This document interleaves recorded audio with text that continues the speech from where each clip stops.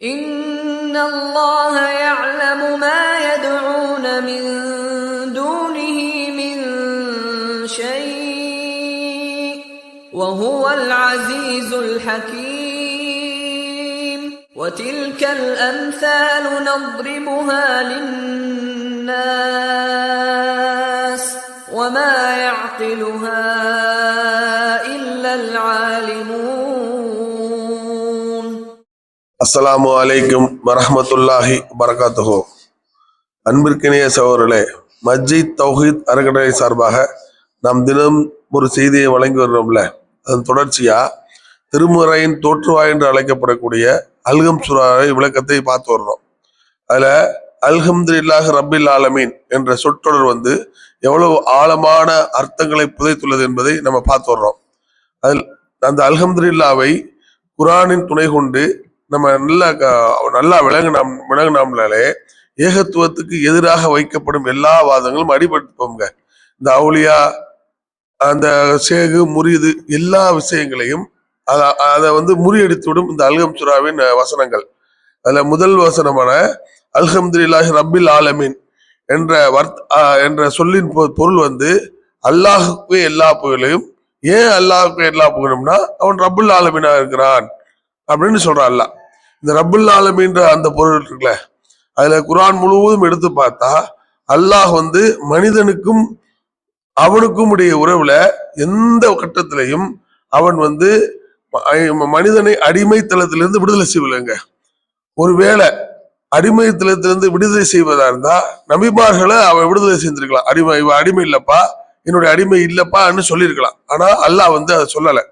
ஆதாம் நபியிலிருந்து இறுதியா நபிகள் நாயகம் வர்ற வரைக்கும் அல்லாஹ்வுக்கும் நபிமார்களுக்கும் மனிதனுக்குமே உள்ள உறவு மனிதர்களிலிருந்து தேர்வு செய்யப்பட்டு அல்லாஹ் நமக்கு வழங்கிய நபிமார்களுக்குமே உள்ள உறவு அடிமை எஜமான்ற உறவை தவிர வேற ஒண்ணும் இல்லைங்க. அதுல ஆதாம் நபி வரலாற்றை பத்தி பார்ப்போம். ஆதாம் நபியை பொறுத்த வரைக்கும் அல்லாஹ் எப்படி படைத்தான் என்றால் எல்லாருக்கும் தெரிஞ்சதுதான், தன் கரங்களால் படித்தான்.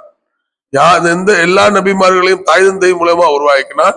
ஆதாம் நபிய முதல் மனிதரை தன் கரங்களால் படைத்தான்.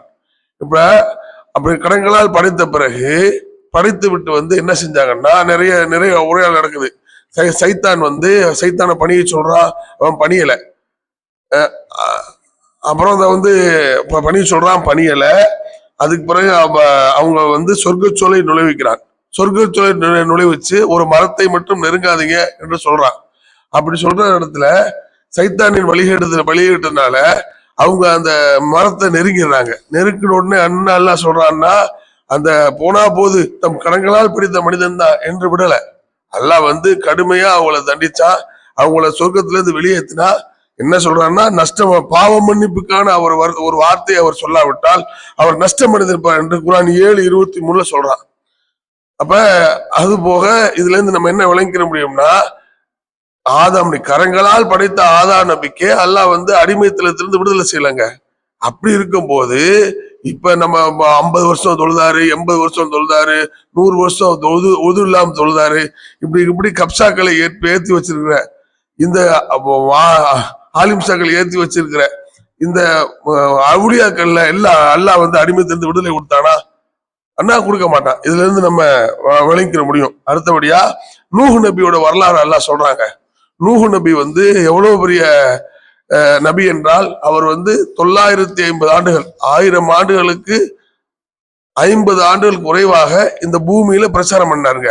அவர் என்னெல்லாம் சொல்றாருன்னா, யா அல்லாஹ் இவங்கள்ட்ட நான் ராத்திரியும் பிரச்சாரம் பண்ணேன், நைட்டும் பிரச்சாரம் பண்ணேன், தனித்தனியாவும் பிரச்சாரம் பண்ணேன், கூட்டமா பிரச்சாரம் பண்ணேன், உறக்க சத்தம் விட்டு பிரச்சாரம் பண்ணேன், மெதுவான குரல்லே சத்தம் பிரச்சாரம் பண்ணேன், ஒரு குடவுல ஒத்துக்குங்கப்பா, அல்லாதான் ஒரு கடவுளா இருக்கிற ஒத்துங்கப்பான்னு சொன்னேன். அவங்க யாரும் கேட்கல, அல்லாஹ் இவங்களை அழிச்சிரு அல்லாஹ் அப்படின்னு சொல்றான்.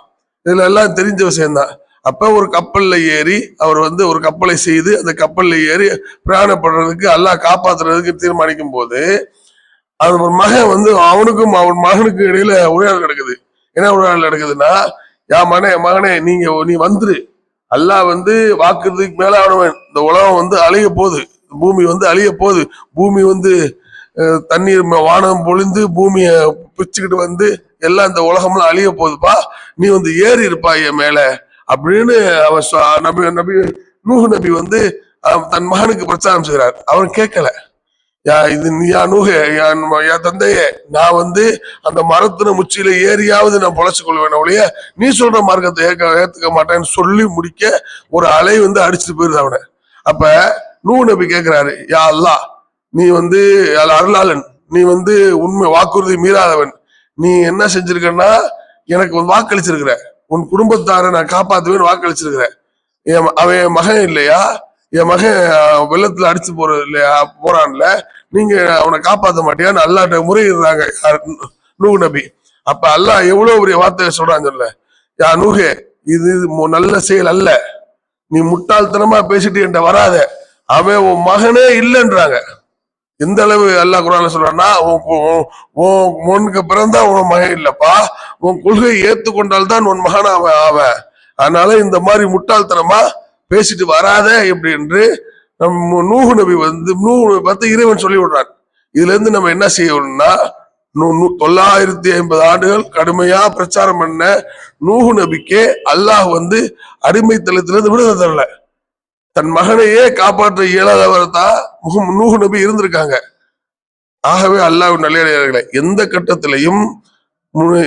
கட்டத்திலையும் அல்லாஹ் வந்து மனிதனுக்கு ஏற்படுற உறவிலிருந்து எஜமான் அடிமை என்ற உறவுனாக தவிர எஜமான்ல இருந்து அல்லாஹ் தன்னை தாழ்த்தி கொள்ளவில்லை. அடிமை என்ற உறவுல இருந்து மனிதனை உயர்த்தவும் இல்லை, எந்த மனிதனையும். எல்லா நபிமார்களும் வரலாறு அதைத்தான் சொல்லுது. அதனால எந்த கூட்டத்திலையும் இந்த ஷேகுமார்கள் முறிது வாங்குறவங்க அப்படி இப்படின்னு அவுளியாக்கள் அப்படி இப்படின்னு நம்ம போய் அவங்க தான் நம்ம கிராமத்துக்கு அருள் இது செய்யறாங்க, அதிசயங்கள் செய்யறாங்க நம்பி ஏமாந்த நம் ஈமானை பாழாக்க கூடாது என்று கூறி இன்ஷா அல்லாஹ் அடுத்தடுத்த நாட்கள்ல ரப்பில் ஆலமீன் என்ற சொற்றொழின் அர்த்தங்களை இன்ஷா அல்லாஹ் அடுத்தடுத்த நபிமார்களின் தொடர்பு கொண்டு பார்ப்போம். அஸ்ஸலாமு அலைக்கும் வரஹ்மத்துல்லாஹி வபரகாத்துஹு.